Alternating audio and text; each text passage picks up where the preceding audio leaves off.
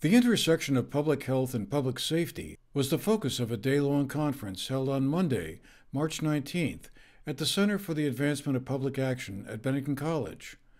An overflow crowd of local and state officials, including Governor Phil Scott and several department and state agency heads, along with representatives of local community action groups, took part in extended conversations about how to merge law enforcement with social service action to address the root causes of what leads people into drug abuse and criminal activity, and how those might be mitigated by early intervention and proper social supports. The conference grew out of a state initiative to build capacity to harness multiple approaches to building public safety. Known as the Public Safety Enhancement Team, a group was drawn from the State Agency of Human Services, Department of Public Safety, and Agency of Digital Services, which meets weekly.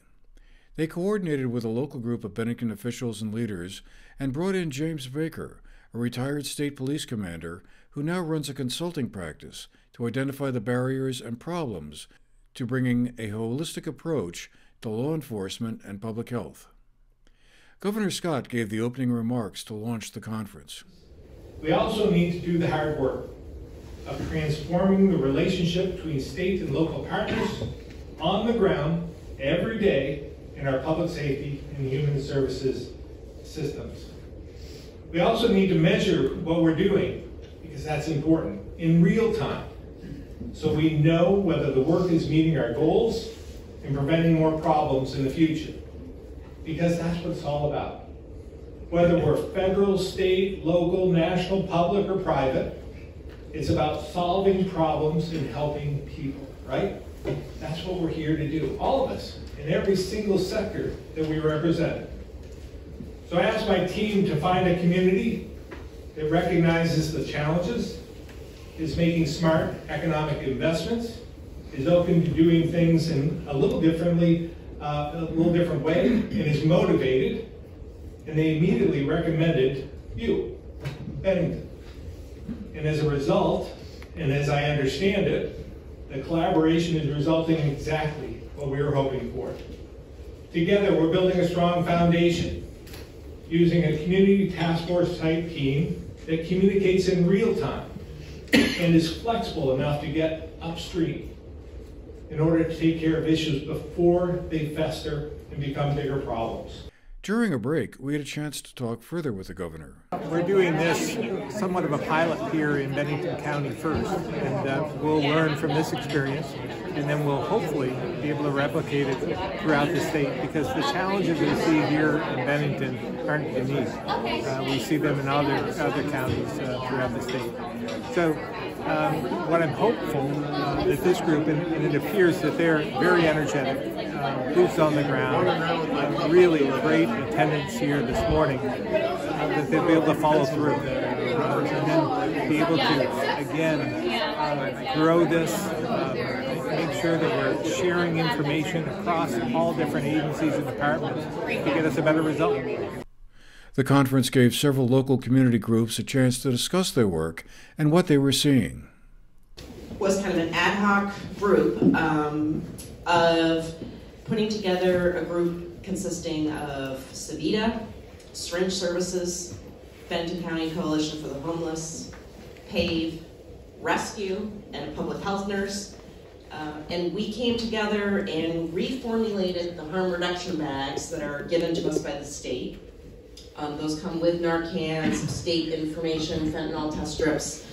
We retool those bags regularly to include Bennington-specific information. But we further retooled them. We have been including wound care kits, which we've been making based off supplies that Savita was able to get for us. We included a slip on human trafficking given to us by PAVE. And we, of course, had public health resources and Syringe Services with us to provide on-the-spot services if needed. A couple years ago, we realized that we were not going to be able to build cases on certain properties that were known to us to distribute fentanyl. We were receiving a lot of complaints from residents within a couple of buildings, landlords, and working with Erica in her office, we met and said, listen, we were having trouble developing a case for this, for two particular houses. After that meeting, we decided that it was just going to be a knock and talk, and we, the chief and I, a couple of our investigators, put some cruisers out in front of the property, and then we went and we knocked, and some people came to the door and others hid, which was surprising.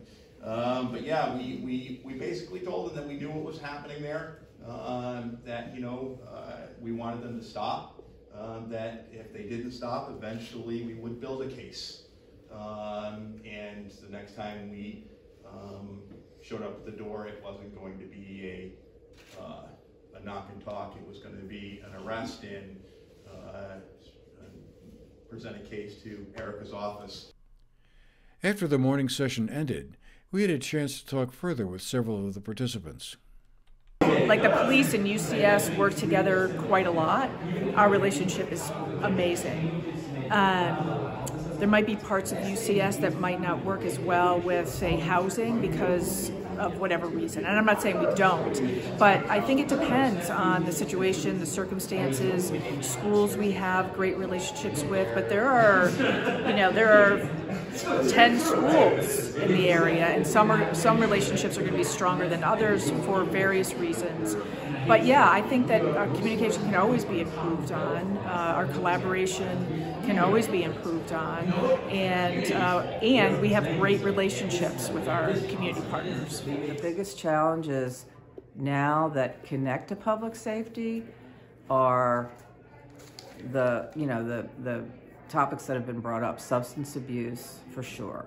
Domestic violence is another piece of the puzzle. Also poverty, mental health issues, gun violence. I think these are all components. And then why are our communities so vulnerable? You know, and this is not just a problem of Bennington and Vermont. This is a problem across the United States.